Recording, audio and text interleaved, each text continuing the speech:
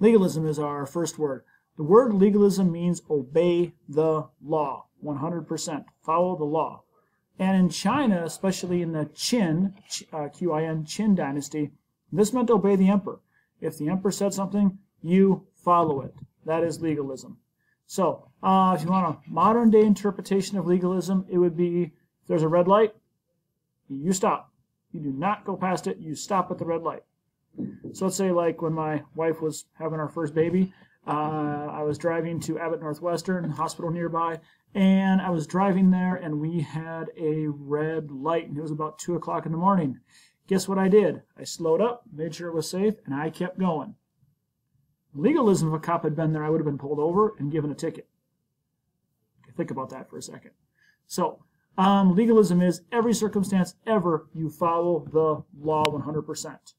All right? Our next word is civil service examinations.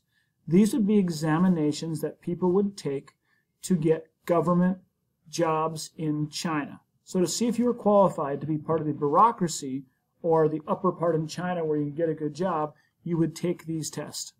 These started during the Qin dynasty, and then they became even more during the Han dynasty when they started following Confucianism. And to get a good job, you would have to show you had a command of Confucius's teachings. And that's how you would get a good job in China with the civil service examinations.